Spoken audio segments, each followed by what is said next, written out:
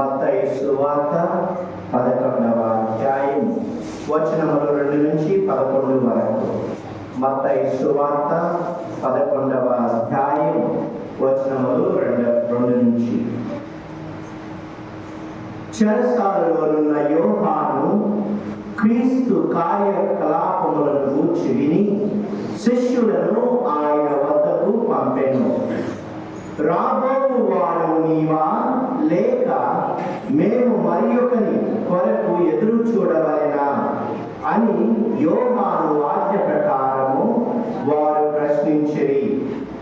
వారితో యేసు, వెళ్ళి మీరు వినుచున్న దానిని చూచుచున్న దానిని యోహానుకు తెలుపుడు.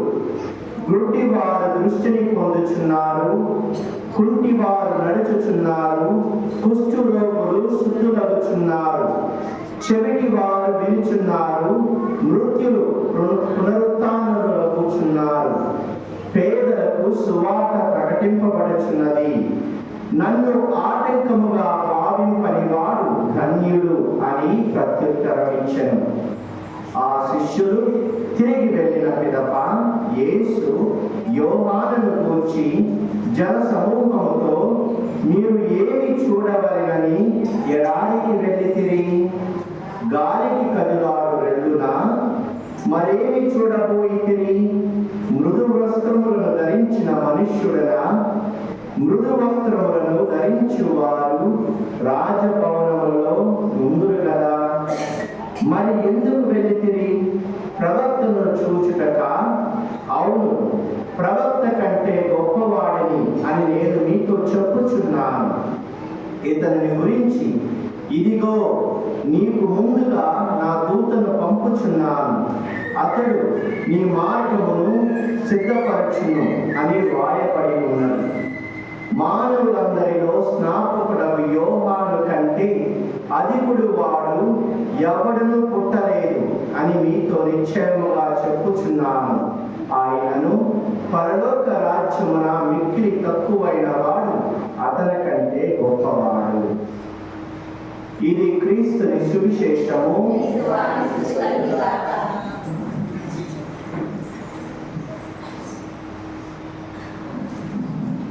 తండ్రి వందనం, తండ్రి వందనం, యేసువా వందనం, యేసువా వందనం, పవిత్రాత్మ దేవా వందనం, పవిత్రాత్మ దేవా వందనం. హల్లెలూయా, హల్లెలూయా, హల్లెలూయా, హల్లెలూయా.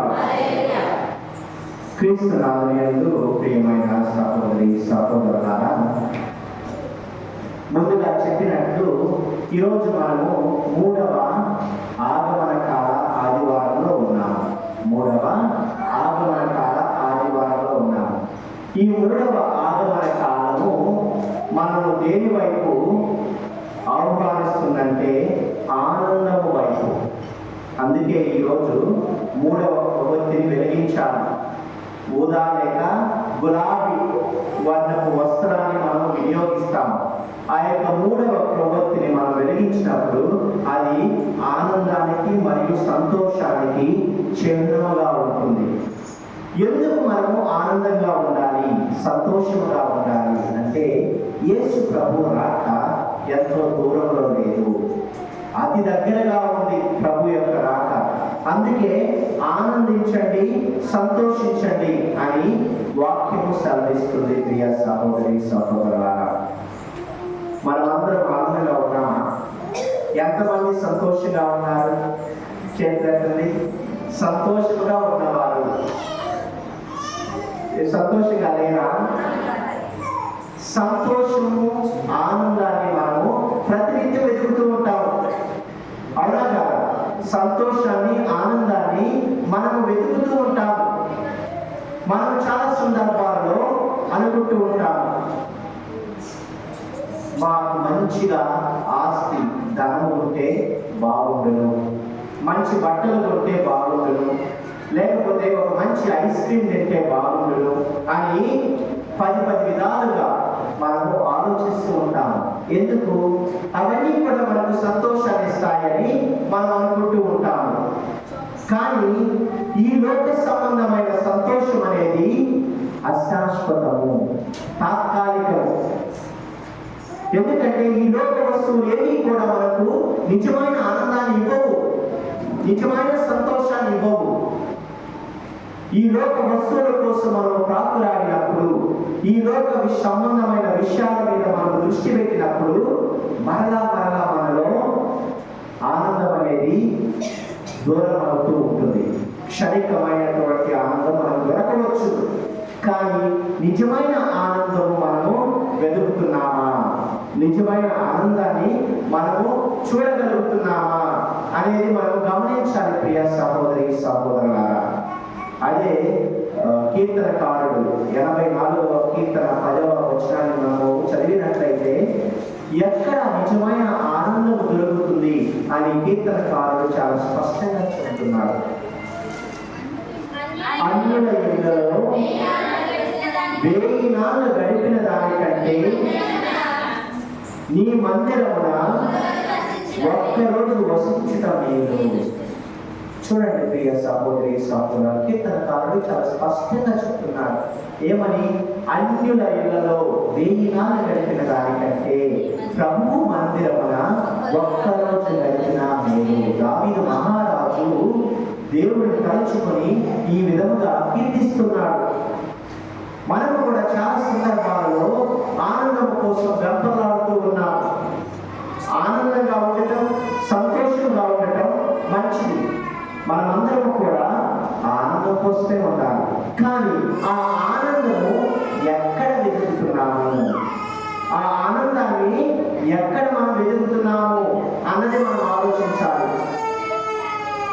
దేవుని దగ్గర ఆనందము ఉన్నది అనే విషయాన్ని తెలుసుకొని ఆ ఆనందం కోసం మనం వెతుకుతున్నామా, లేక కీర్తనకారుడు చెప్పినట్లు 1000 ఇళ్లలో వెతుకుతున్నామా?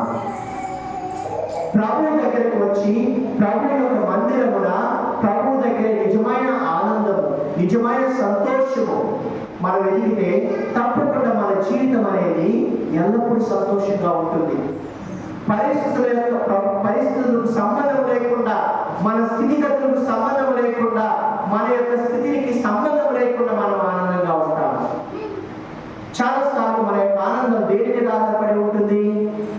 మన సంతోషం దేని మీద ఆధారపడి ఉంటుందమ్మా?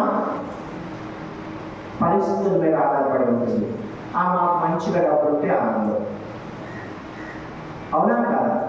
కానీ ఈ వాక్యం ఈరోజు మనం దేని వైపు పిలుస్తుందంటే, నీ యొక్క పరిస్థితులకు సంబంధం లేకుండా, నీ యొక్క స్థితిగతులకు సంబంధం లేకుండా నీవు ఆనందంగా ఉండాలనుకుంటున్నావా?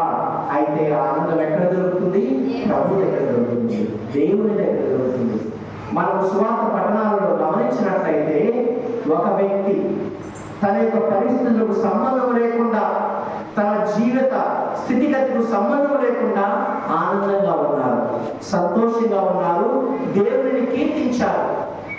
ఆ వ్యక్తి ఎవరో తెలుసా? ఎవరు? దేవుడు. దేవుడే ఆనందం కదా, ఇంకా ఆయనకు ఆనందం ఏమో అవసరమమ్మా? సువార్త పట్టణాల్లో ఒక వ్యక్తి ఉన్నారు. ఎవరై ఉండవచ్చు చెప్పండి? 4 సువార్త పట్టణాలలో ఒక వ్యక్తి తన స్థితిగతులకు సంబంధం లేకుండా, తన ఎదుర్కొన్న పరిస్థితులకు సంబంధం లేకుండా ఆనందంగా దేవుడిని కీర్తించారు, స్తుతించారు. ఎవరై ఉండవచ్చు వారు? చెప్పండి. ఏదో ఒక పేరు, మీరు అనుకున్న పేరు చెప్పండి. ఎవరు? యోహాను. ఓకే, ఇంకా ఎవరు? ఎవరై ఉండవచ్చు? యోబు కాదు, యోబు పాత నిబంధన కదా. యోబు కూడా మొదట ఏం చేశాడు? సంతోషంగానే ఉన్నాడు. కానీ తన బాధలో ఉన్నప్పుడు ఒకానొక సందర్భంలో దేవుడిని కూడా ఆయన ప్రశ్నిస్తాడు. ప్రభువా, ఎందుకు నాకు ఇలాంటి జీవితాన్ని ఇచ్చావు, ఎందుకు నాకు ఈ కష్టాలను దయచేసావని దేవుడిని ఆయన ప్రశ్నిస్తాడు. కానీ సువార్త పట్టణంలో ఒక వ్యక్తి ఉన్నారు, మనందరికి ఇష్టమైన వ్యక్తి. మనం అందరం కూడా ఆ వ్యక్తిని ఎంతగానో ఇష్టపడతాం. ఎవరు? ఎవరు? ఎవరై ఉండవచ్చు అనుకుంటున్నారు? చెప్పండి. యేసు ప్రభు రాకకు ముఖ్యమైన కారణం ఎవరు? మరియమ్మ. చూసారా, మరియమ్మ యొక్క జీవితాన్ని మనం గమనించినట్లయితే ఆమె యొక్క పరిస్థితులకు సంబంధం లేకుండా ఆమె ఎదుర్కొన్న పరిస్థితులు అంతా ఇంత కాదు. అనిశ్చిత, అనునిత్యము భయము, అనిశ్చిత, అనునిత్యము భయము. అవునా కాదా? అపవాదము. ఏంటి అపవాదం? పెళ్లి కాకుండానే గర్భము ధరించింది. అనునిత్యం భయముతో ఉన్నది. ఇన్ని సమస్యల మధ్య ఆమె దేవుణ్ణి కీర్తించడం ఆపలేదు. ఆమె ప్రభువుని స్తుతించడం ఆపలేదు. దాసురాలైన నా యొక్క దీనావస్థను ఆయన కటాక్షించను అని ప్రభువుని ఎలుగెత్తి చాటుతుంది. ప్రియ సహోదరి సహోదరులారా,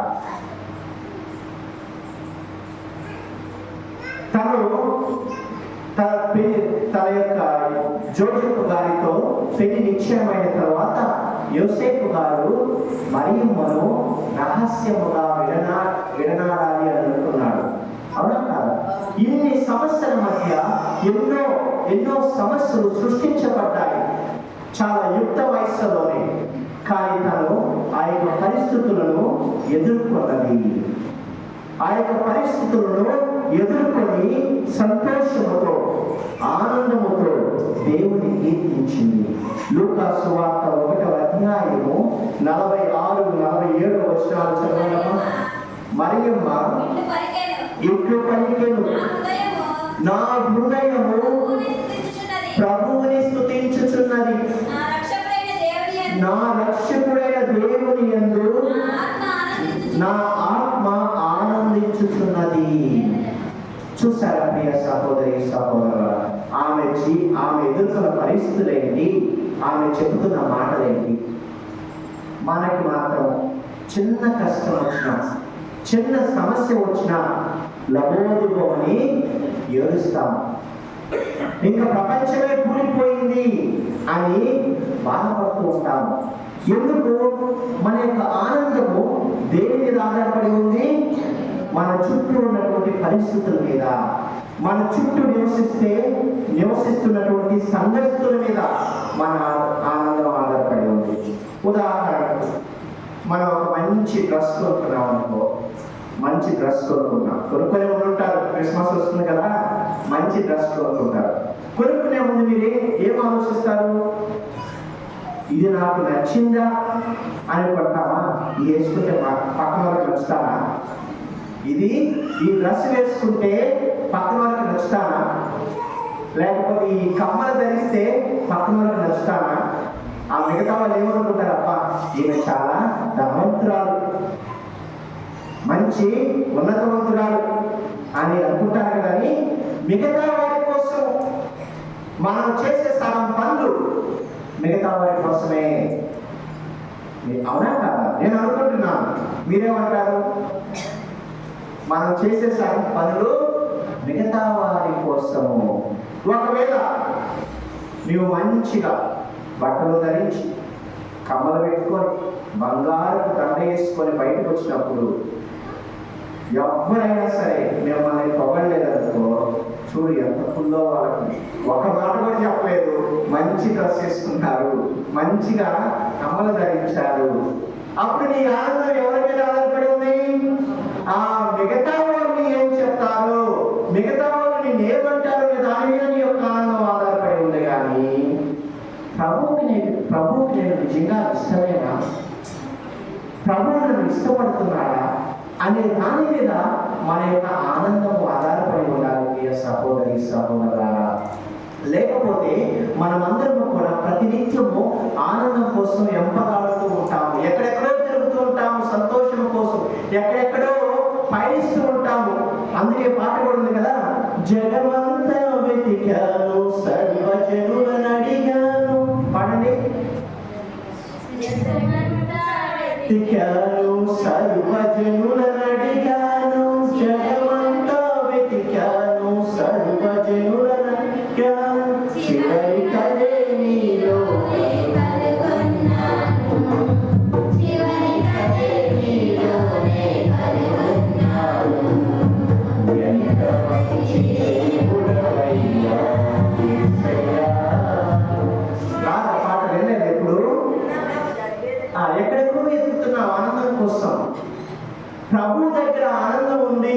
అనే విషయాన్ని మనం మర్చిపోతున్నాం.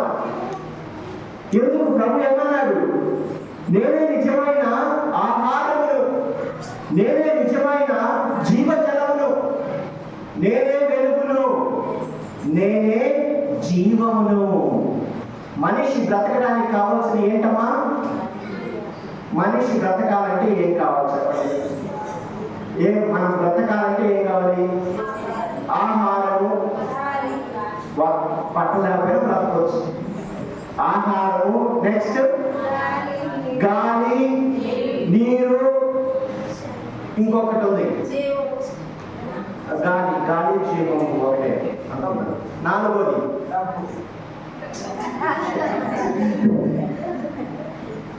డబ్బు లేకపోయినా బ్రతకొచ్చని నేను అనుకుంటున్నాను. బ్రతకలేమా డబ్బు లేకపోతే? కానీ ప్రాణంతో ఉండొచ్చు కదా.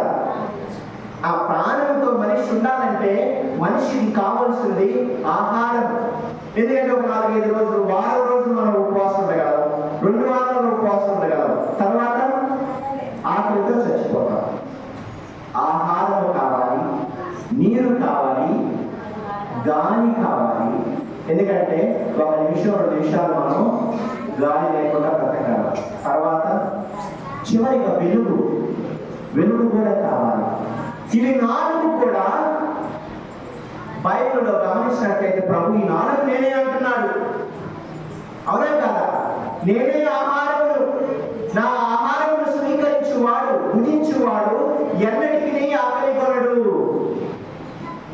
ఆనాడు యేసు ప్రభువు సైతాను చేత శోధించబడినప్పుడు, నీవు నిజముగా దేవుడు అయితే ఈ రాళ్ళను రొట్టెలుగా మార్చు, నీవే నిజమైన దేవుడిని నమ్ముతానని సైతాను అన్నప్పుడు ప్రభు ఏమంటాడు?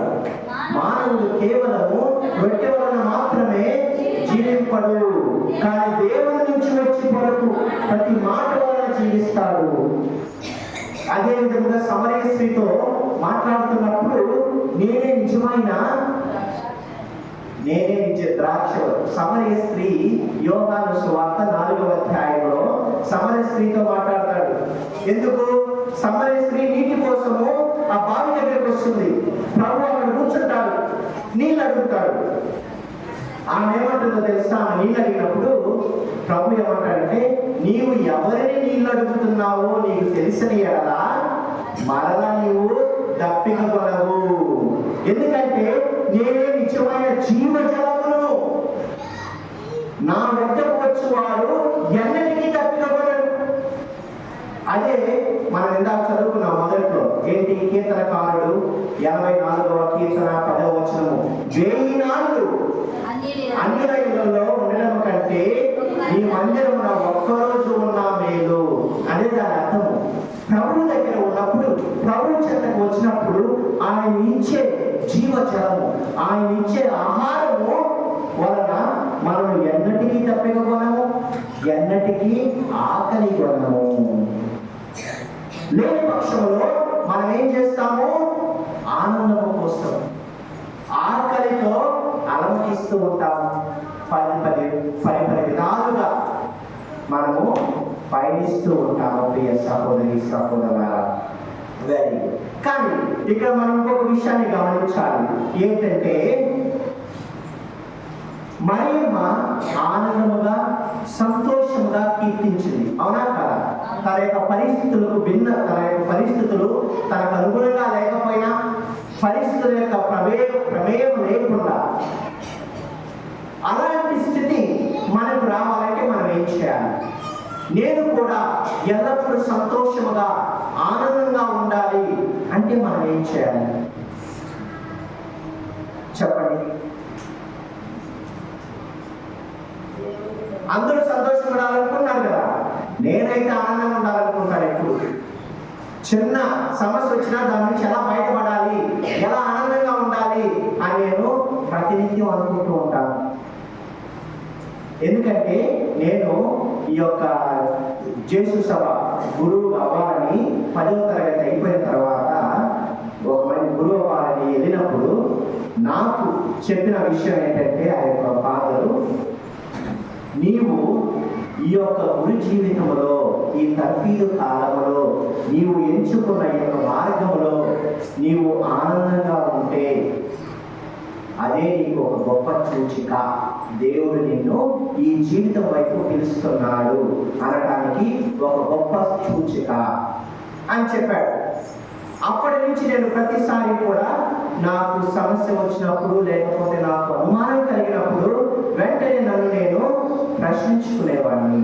నేను ఆనందంగా ఉన్నానా, నేను సంతోషంగా ఉన్నానా ఈ యొక్క జీవితంలో అని ప్రశ్నించుకున్నప్పుడు అన్ని సందర్భాల్లో కూడా ఆ యొక్క సంతోషాన్ని నేను కనుగొన్నాను. కాబట్టి మన జీవితంలో కూడా ప్రియ సహోదరి సహోదరులారా, ఆనందంగా సంతోషంగా ఉండటం అనేది ఒక గొప్ప వరము. దానిని మనం ఎల్లప్పుడూ కూడా కోల్పోకూడదు. అలా ఉండాలంటే మనం ఏం చేయాలి? మరియమ్మ గారే మనకు గొప్ప ఆదర్శము. మరియమ్మ గారే మనకు గొప్ప ఆదర్శము. ఆమె ఏం చేసింది? తనకున్నటువంటి పరిస్థితులను, తనకున్నటువంటి సమస్యలను అన్నిటిని కూడా ఆ యొక్క పరిస్థితులు, ఆ యొక్క సమస్యలు ఆమెను ప్రభావితం చేయలేదు. ఆమె ఏం చేసింది? దేవుని యొక్క మాటలను విశ్వసించింది. అవునా కదా? దేవుడు విశ్వసనీయుడు అని నమ్మినది. మన దేవుడు మనకిచ్చినటువంటి మాటను మనం విశ్వసించాలి. అదే మరియమ్మ నమ్మినది, విశ్వసించినది. ఆ నమ్మకంతోనే, ఆ విశ్వాసంతోనే తన జీవితాన్ని ప్రారంభించినది. అన్ని సమస్యల మధ్య కూడా ఎక్కడ జన్మించాడు? గబ్రియేలు దూత మరియమ్మ దగ్గరకు వచ్చి ఏం చెప్పాడు? నీకు ఒక కుమారుడు పుట్టును, అతను ఇమ్మానుయేలు, యేసు అని పేరు పెట్టండి, అతను లోకరక్షకుడు అని చెబుతాడు. కానీ ఎక్కడ జన్మించాడు? పశువుల పాకలో బెత్లెహేము అనేటువంటి ఒక మారుమూల గ్రామంలో. నేను అక్కడికి వెళ్ళాను. సుమారు 4 రోజుల పాటు ఆ ప్రదేశాలని దర్శించాను. సుమారు తను ఉండేది నజరేతు నుంచి బెత్లెహేముకి సుమారు 100 మైళ్ళు దూరం. ఎక్కడ జన్మించాడు? పశువుల పాకలో. అనుమానం రాదా? ఇదేంటి లోకరక్షకుడు అంటున్నాడు, మాటిచ్చాడు గబ్రియేలు దూత ద్వారా, ఎక్కడో మారుమూల గ్రామంలో పశువుల పాకలో జన్మనివ్వాల్సి వచ్చిన స్థితి ఏంటి నాకు అని అనుమానం రావాలి మామూలుగా ఎవరికైనా సరే. అవునా కదా? అంతటా ఆగిపోలేదు. ఏ రోజు నాకేం చేశాడు? భయపడి, లోకరక్షకుడు జన్మించాలని భయపడి ఏం చేస్తున్నాడు? ఆ ప్రాంతంలో, ఆ రాజ్యంలో ఉన్నటువంటి పసికందులందరినీ కూడా చంపేయని ఆజ్ఞయిస్తున్నాడు. ఏం చేశారు వీళ్ళు? మరియమ్మ, యోసేపు, జోసెఫ్ గారు పారిపోతున్నారు. ఎక్కడికి పారిపోతున్నారు? ఈజిప్ట్, ఐగుప్తు దేశానికి శరణార్థులుగా వెళ్ళిపోతున్నారు. ఐగుప్తు దేశానికి శరణార్థులుగా వెళ్ళిపోతున్నారు. భాష కాని భాష, దేశం కాని దేశం, వాళ్ళ సంస్కృతి తెలియదు, వాళ్ళ యొక్క అలవాట్లు, కట్టుబాట్లు తెలియదు. కానీ ఒక పరాయి దేశంలో తలదాల్చుకుంటున్నారు. చూసారా తన యొక్క సమస్యలు? ఇన్ని సమస్యలు కూడా ఆమె ఏ విధంగా ఎందుకు ఎదుర్కొంది? దేవుడు ఇచ్చిన మాట, దేవుడి మీద విశ్వాసం ఆమెను ముందుకు నడిపించినది. మన కుటుంబాన్ని కూడా అదే విశ్వాసం ముందుకు నడిపించాలి. సమస్యలు వచ్చినా సరే, కష్టములు వచ్చినా సరే, వాటినన్నింటినీ కూడా ఎదుర్కొని నా ప్రభువు ఉన్నాడు, నా ప్రభువు నాకు మాటిచ్చాడు అని మనము ముందుకు వెళ్ళాలి. అదే మనం గమనించవచ్చును. 2వ తెస్సలోనియ పౌలు గారు 2వ తెస్సలోనియకు రాసిన లేఖ 3వ అధ్యాయము 3వ వచనాన్ని చదవండమ్మా. కానీ ప్రభువు విశ్వసనీయుడు, ఆయన శక్తిమంతులను చేయును, దుష్టుల నుండి మేము కాపాడును. చూసారా వాక్యం ఏమి సాధిస్తుంది? ప్రభువు విశ్వసనీయుడు, ఆయన మనను దుష్టుల నుండి కాపాడును అనే వాక్యము సాధిస్తుంది. ప్రియ సహోదరి సహోదరులారా, అలాంటి విశ్వసనీయుడైన ఈ లోకంలో ప్రభువుకు మించిన విశ్వసనీయత ఎవరికీ లేదు. ప్రభువుకు మించిన విశ్వసనీయత ఎవరికీ లేదు. మన తోటి వారి, మన యొక్క చుట్టుపక్కల వాళ్ళు కొన్నిసార్లు విశ్వసనీయత చూపరు, మాటిచ్చి మాట తప్పుతారు. మన రాజకీయ నాయకులు కూడా అదే చేస్తారు కదా, మాటిచ్చి మాట తప్పడం. కానీ మన ప్రభు అలాంటి ప్రభువు కాదు. ఆయన మాటిస్తే తప్పకుండా ఆ మాటకు కట్టుబడి ఉంటాడు. బహుశా మనం అనుకున్న సందర్భంలో, మనం అనుకున్న అప్పుడు అది జరగకపోవచ్చును. కానీ ఓర్పుతో, సహనంతో, ఓపికతో ఎవరైతే నిరీక్షిస్తారో వారి జీవితంలో, వారి యొక్క కుటుంబంలో ప్రభు యొక్క కార్యము తప్పకుండా నెరవేరుతుంది. ప్రియ సహోదరి సహోదరుల అనే విషయాన్ని మనం నమ్మాలి, విశ్వసించాలి. ఎందుకంటే తల్లి మరియమ్మ తన జీవితంలో అదే చేసింది, విశ్వసించింది, నమ్మినది, విశ్వాసంతో ముందుకు వెళ్ళినది. కాబట్టి మన జీవితంలో మనం ఆనందంగా, సంతోషంగా ఉండాలంటే 3 విషయాలు మనము పాటించాలి. మొట్టమొదటిది ఏంటంటే క్రీస్తుతో లోతైన సంబంధం కలిగి ఉండాలి. క్రీస్తుతో ఎవరితో మన సంబంధం ఉండాలి? మన సంబంధము క్రీస్తుతో ఉండాలి. అది ఎలాంటి సంబంధం అయి ఉండాలి? లోతైన సంబంధం కలిగి ఉండాలి. ప్రార్థనలో నిలకడ ఉండాలి. ప్రతినిత్యము ప్రార్థన చేస్తూ క్రీస్తుతో సంబంధం పెట్టుకున్నప్పుడు మన యొక్క ఆత్మ సంతోషిస్తుంది. మన హృదయంలో మనం ఆనందాన్ని కనుగొనగలము. ప్రియ సహోదరి సహోదరులారా, యోహాను సువార్త 15వ అధ్యాయము 4వ వచనాన్ని చదువుతాము. నేను మీ యందు ఉండును, మీరు నా యందు ఉండండి. ద్రాక్షవల్లి యందు ఉండని కొమ్మ దానంతటా అది ఫలింపచాలదు. చూసారా, యేసు ప్రభు యందు ఉండని ఎవరు కూడా ఫలింపజాలరు. మీరు నా యందు ఉండండి, నేను మీ యందు ఉంటానని వాక్యము సెలవిస్తుంది. ప్రభువునందు ఉన్న వారు ప్రతి ఒక్కరు కూడా ఆనందంతో ఉండాలి. ప్రభువునందు ఉన్న వారి యొక్క జీవితం, వారి యొక్క మనస్సు ప్రశాంతంగా ఉంటుంది, సమాధానంగా ఉంటుంది. చాలా సందర్భాలలో మనం చూడవచ్చు, మన యొక్క ఆత్మ అలమటిస్తూ ఉంటుంది. మన యొక్క మనస్సులో అశాంతి, మన మనస్సులో అలజడి, అవునా కాదు? ఆ అలజడి, ఆ అసంతృప్తి పోవాలంటే ఎవరి దగ్గర నిజమైన శాంతి దొరుకుతుంది? ప్రభువునందు నిజమైన శాంతి దొరుకుతుంది. ఈ రోజులో చూసినట్లయితే మరి ముఖ్యంగా యువతి యువకులు బోరు కొట్టి ఏం చేస్తున్నాం? మనకు బోరు కొట్టింది అంటే ఏం చేస్తాం? భోజనం చేస్తామా? బోర్ చూస్తాం. బోర్ కొట్టిన వెంటనే యూట్యూబర్స్ చాలా మంది ఎక్కువైపోయారు. బోర్ కొట్టి వెంటనే యూట్యూబ్ చూసుకోవడం, దానిలోనే నిమగ్నము, ఇదే నా ప్రపంచం, ఇదే నా ప్రాణము అని మొబైల్లో మనము నిమగ్నమై, ఎంతగా నిమగ్నమైపోయామంటే అదే మనల్ని నడిపిస్తూ ఉంటుంది. ఒకదాని తర్వాత ఒకటి, ఒకదాని తర్వాత ఒకటి, ఒకదాని తర్వాత. నువ్వు మాత్రమే కాదు, పిల్లవాడు ఏడుస్తున్నాడా? మొబైల్ చూసేయి. పిల్లవాళ్ళు ఏడ్చినా కూడా ప్రేమ ఇవ్వట్లేదు, మొబైల్ ఇస్తున్నాం. దీంట్లో ఏమైపోయింది? మనం ఎవరితో సంభాషిస్తున్నాం, ఎవరితో మనము సంబంధాన్ని పెట్టుకుంటున్నాం?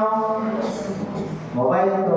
సిగ్నల్ లేకపోతే కాలు గడ పిల్లిలాగా అయిపోయింది అయిపోయింది అయిపోయిందని అల్లాడిపోతున్నాం. అవునా కాదా? మన యొక్క సంబంధం ఎవరితో?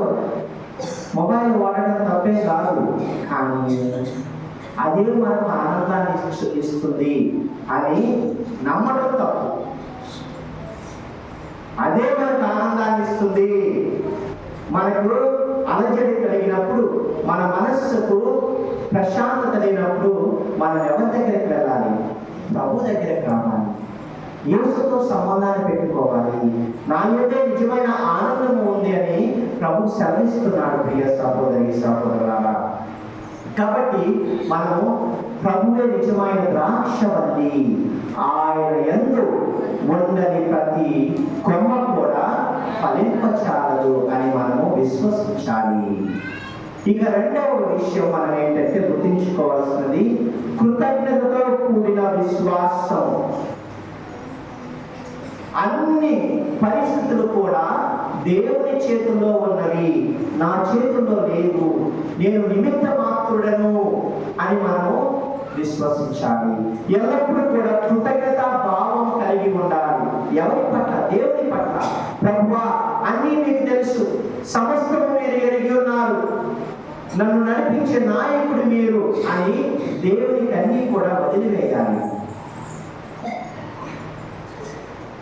పౌలు గారు 1వ తెస్సలోనికీయులకు రాసిన లేఖ 5వ అధ్యాయము 18వ వచనాన్ని చదవనమ్మా. 1వ తెస్సలోనికీయులకు రాసిన అన్ని వేళలయందు కృతజ్ఞతులై ఉండుడు, యేసుక్రీస్తునందరి మీ జీవితమున నేను మిమ్ము కోరినది ఇదియే. అన్ని వేళలా, అన్ని విషయములలో ఏ విధంగా ఉండమంటున్నాడు? కృతజ్ఞతులై ఉండండి మీరు.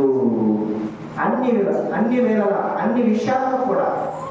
కొన్నిసార్లు మనం అనుకున్నట్లు జరగకపోవచ్చు, మనం అనుకున్నట్లు మన పరిస్థితులు ఉండకపోవచ్చు, పరిస్థితులు వేరువేరుగా సంభవించవచ్చు. కానీ అలాంటి సందర్భాలలో కూడా మనం ఏ విధంగా ఉండాలి? దేవునికి కృతజ్ఞతలై ఉండాలి. కొన్నిసార్లు పరిస్థితులన్నీ కూడా మనం అనుకున్నట్లే జరగవచ్చు. ఏమైనా సరే ప్రతినిత్యము మనము కృతజ్ఞతలై ఉండాలి. ఇక మూడవది ప్రేమతో సేవ చేయాలి, ఆనందాన్ని ఇతరులతో పంచుకోవాలి. క్రీస్తులో ఆనందం స్వార్థంగా ఉన్నప్పుడు నిలవదు. ఎప్పుడైతే మనం ప్రేమతో మన ఆనందాన్ని పంచుకుంటామో అప్పుడే అది శాశ్వతంగా నిలబడుతుంది. ప్రియ సహోదరి సహోదరులారా, కాబట్టి ఈనాడు ఈ యొక్క 3వ ఆదివారము మనందరినీ కూడా దేని వైపు ఆహ్వానిస్తుందంటే ఆనందము వైపు, సంతోషము వైపు ఆహ్వానిస్తుంది. ఈ ఆనందము, ఈ సంతోషము మనకు ఎక్కడ దొరుకుతుంది? దేవునిలో, క్రీస్తులోనే దొరుకుతుంది. ఎందుకంటే క్రీస్తు నిజమైన నిత్య జీవము గలవాడు. ఆయనే సత్యము కాబట్టి, ఆయనే జీవము కాబట్టి, ఆయనే వెలుగు కాబట్టి, ఆయనే నిజమైన ఆహారము కాబట్టి. చాలా సందర్భాల్లో మనము పరిస్థితులకు ప్రభావితమయ్యి కొన్నిసార్లు మనం నిర్ణయాలు తీసుకోలేని పరిస్థితిలో ఉంటాం. యెషయా గ్రంథము 9వ అధ్యాయము 6వ వచనాన్ని చదవనమ్మా. యెషయా గ్రంథము 9వ అధ్యాయము 6వ వచనం. మనకు ఒక శిశువు జన్మించెను,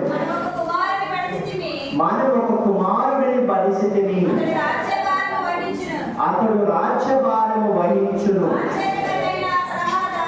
ఆశ్చర్యకరుడైన సలహాదారుడు, బలాఢ్యుడైన దేవుడు, శాశ్వతుడైన జనకుడు, శాంతికరుడైన రాజు అని ఆయనకు పేరు. ఎన్ని గమనించాం మనం ఇక్కడ? మనకు ఒక శిశువు జన్మించిన అని చెప్పాను. ఆ శిశువుకి 4 లక్షణాలు చెప్పారు వాక్యములో. యెషయా ప్రవక్త ఆ శిశువుకి ఎన్ని లక్షణాలు చెప్పాడు? 4 లక్షణాలు. వాటిలో మొదటిది ఏంటిది? ఆశ్చర్యకరుడైన సలహాదారుడు. మన రాజు లాంటి వాడు, ఆశ్చర్యకరుడైన సలహాదారుడు. Is a good councillor.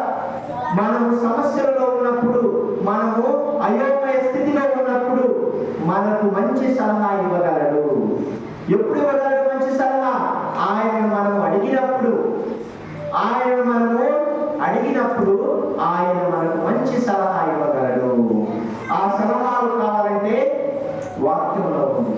బైబిల్లో ఆ యొక్క సలహాలు ఆయన ఇవ్వగలడు. వాక్యాన్ని చదవడం ద్వారా ప్రభు నన్ను ఏ విధంగా ప్రేరేపిస్తున్నాడు. ఎందుకు ఈ రోజుల్లో మనం చూసినట్లయితే ఎంతో మంది తప్పుకడుగు వేయటము, ఎంతో మంది చెడు మార్గంలోకి ప్రయాణించడం, మరి ముఖ్యంగా యువకులైతే చాలా విధాలుగా తప్పుడు నిర్ణయాలు తీసుకోవడం, సరైన సమయంలో సరైన నిర్ణయాలను మనం తీసుకోలేకపోతున్నాము. ఎందుకు? ఒక మంచి సలహాదారుని మనము ఎన్నుకోలేకపోయాము. మనకు మంచి సలహాదారుడు ఎవరు? యేసు. అదే ఆశ్చర్యకరుడైన సలహాదారుడు. ఆయన మనకు ఏం చెప్తున్నాడు? ప్రభువు నాకు ఏమి చెబుతున్నాడు, ఆయన వాక్యం ద్వారా నాకేమి సెలవిస్తున్నాడు అని మనము అడగాలి ప్రభువుని. ఆ యొక్క విషయాన్ని తెలుసుకోవాలి. మన హృదయంలో ప్రభు ఏ విధంగా తన యొక్క స్వరము ద్వారా మనకు చెబుతున్నాడు అని మనం వినాలి. ప్రభు యొక్క స్వరాన్ని వినాలి. ఆ స్వరాన్ని విన్నప్పుడు మనము సరైన మార్గంలో వెళ్తున్నామా లేదా అనే విషయం స్పష్టంగా తెలుస్తుంది. అందరూ కూడా వినగలరు. మనం 2 స్వరాలు ఉంటాయి ప్రతి ఒక్కరికి కూడా. ఒకటి దేవుని స్వరము, రెండవది సాయితాను స్వరం.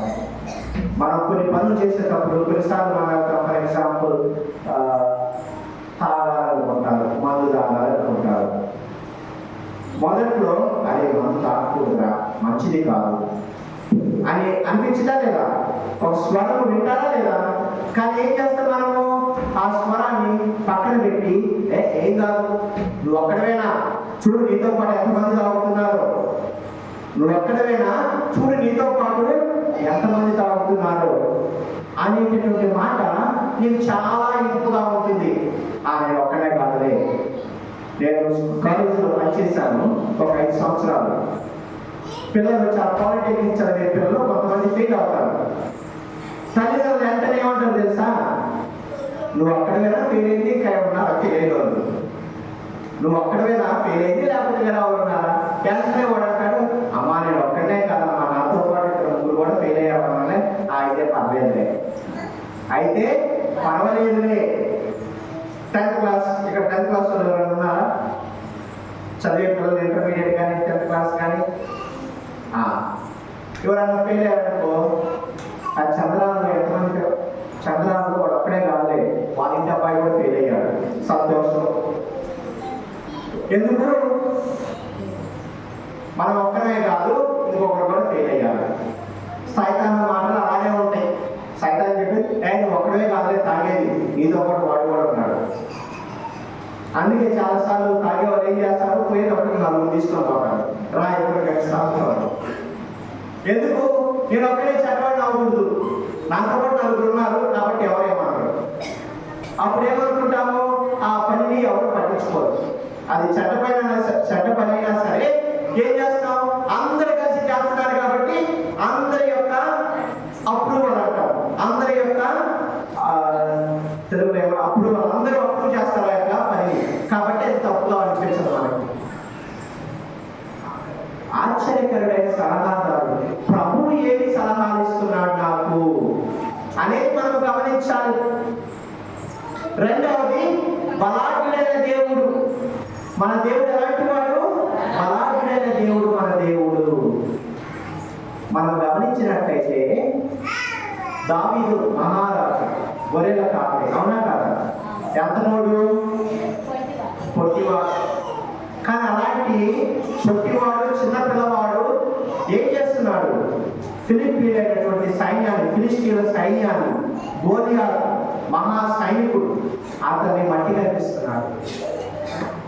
అతన్ని మట్టి కల్పించడానికి అతనికి ఉన్నటువంటి నమ్మకం ఏంటో తెలుసా? బలమైన యెహోవా దేవుడు నా పక్షమున ఉన్నాడు.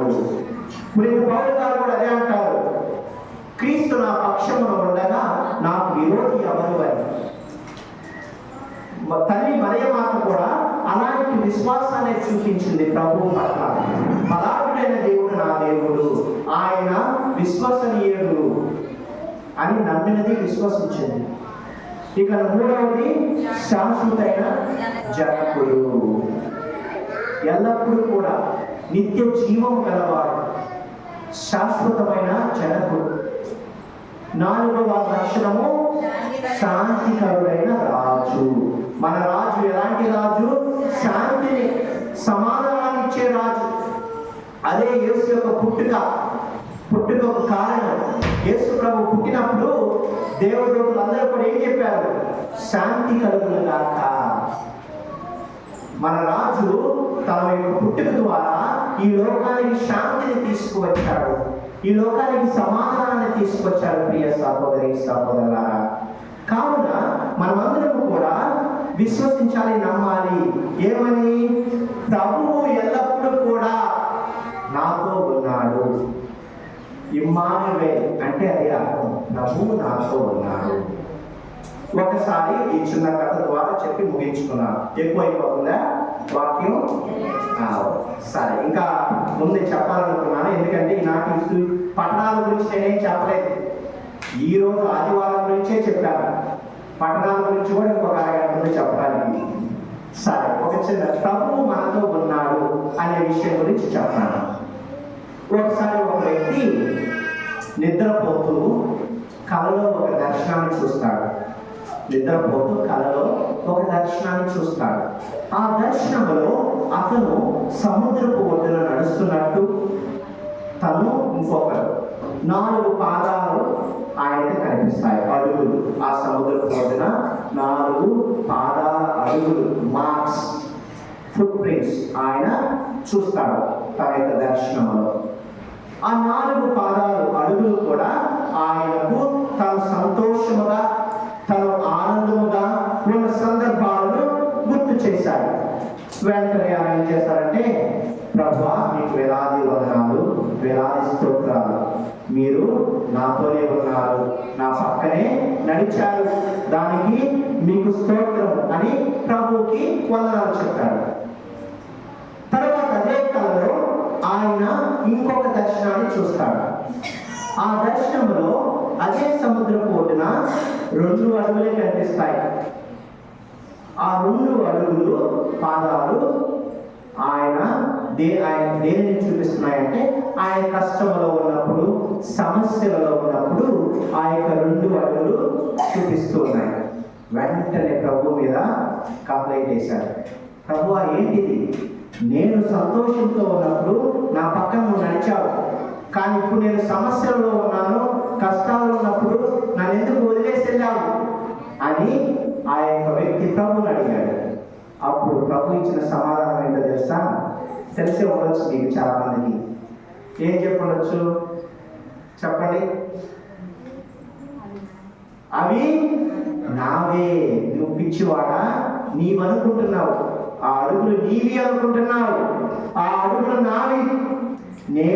నీవు సమస్యలలో ఉన్నప్పుడు, కష్టాలలో ఉన్నప్పుడు నేను నిన్ను నా భుజాలపైన ఎత్తుకొని నేను నడిచాను.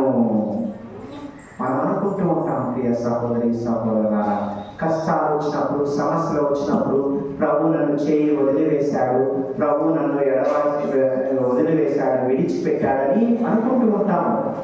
అది నిజం కాదు. ఎలాంటి సమస్యలు వచ్చినా సరే, ఎలాంటి కష్టాలు వచ్చినా సరే, ప్రభు ఎప్పుడు కూడా మన చేయి విడనాడు, మన చేయి విడనాడు. అదే పౌలు గారు చెప్తున్నారు వాక్యంలో ఏమని? నా కృప నీకు చాలును, నా కృప నీకు చాలును. ప్రభు యొక్క కృప ఎల్లప్పుడూ కూడా మనతో ఉంటుంది అనే విషయాన్ని మనం గమనించాలి. ప్రభువు మనం ఎత్తుకొని నడుస్తూ ఉంటాడు, ఎల్లప్పుడూ మనతో ఉంటాడు అనే విషయాన్ని మనం గమనించాలి. కాబట్టి అలాంటి ఆనందం, అలాంటి సంతోషము మన జీవితాలలో పొందాలంటే ఆ ప్రభువుతో మనము వాసం చేయాలి, ఆ ప్రభువుతో మనం సంబంధాన్ని పెట్టుకోవాలి, ఆ ప్రభువుతో మన యొక్క సంబంధాన్ని బలపరుచుకోవాలి. అదే క్రిస్మస్ యొక్క ముఖ్య ఉద్దేశం. ఎందుకు యేసు ప్రభు ఈ లోకానికి వచ్చాడు? మా పతనమైన ఈ లోకాన్ని, పాపముతో దూరమైనటువంటి మానవుని మరలా దేవునితో ఐక్యం చేయాలి. పాపము వలన మనిషి దేవునికి దూరంగా వెళ్ళిపోయాడు. పాపం వలన మనిషి దేవునికి దూరం అయిపోయాడు. ఆ దూరాన్ని, ఆ ఎడబాటును తీసివేసి మరలా ఆదాము కోల్పోయిన వారసత్వాన్ని దేవుడు తన కుమారుని లోకానికి పంపడం ద్వారా ఆ వారసత్వాన్ని మరలా మనం పొందుతున్నాము. దేవుని బిడ్డలుగా అవుతున్నాము. దానికోసమే వచ్చాడు. మనం రక్షణ తీసుకురావాలి, మానవులకి రక్షణ తీసుకురావాలి. దేని నుంచి రక్షణ? మరణం నుంచి. మనిషి మరణానికి బానిస అయిపోయాడు. మరణం అంటే ఏంటి? పాపమే. పాపంలో పడిన ప్రతిసారి మనము మరణాన్ని చూస్తున్నాము. దాని నుంచి బయటకు తీసుకురావడానికి దేవుడు మానవుడిగా మనుష్య శరీర రక్తాలను ఆయన ధరించి ఒక మానవుడిగా జన్మించాడు, లోక రక్షకుడయ్యాడు. కాబట్టి ఈ యొక్క రోజున ప్రత్యేకంగా ఈ క్రిస్మస్ కాలంలో మనమందరము కూడా ఆ నిజమైన సంతోషాన్ని వెతుకాలని, దేవుడే నిజమైన సంతోషం అని తెలుసుకొని పరిస్థితులకు సంబంధం లేకుండా, సమస్యలకు సంబంధం లేకుండా, మన స్థితిగతులకు సంబంధం లేకుండా ఆ ప్రభు యందు నిజమైన నమ్మకం, నిజమైన విశ్వాసాన్ని చూపుతూ ఆ ప్రభు యందు నిజమైన ఆనందం ఉందని తెలుసుకునే భాగ్యాన్ని దయచేయమని ఈ యొక్క దివ్యబలి పూజలో అడిగి వేడుకున్నాం. పితా పుత్ర పవిత్రాత్మ నామమున అందరూ లేచి నిలబడి మన యొక్క విశ్వాస ప్రమాణం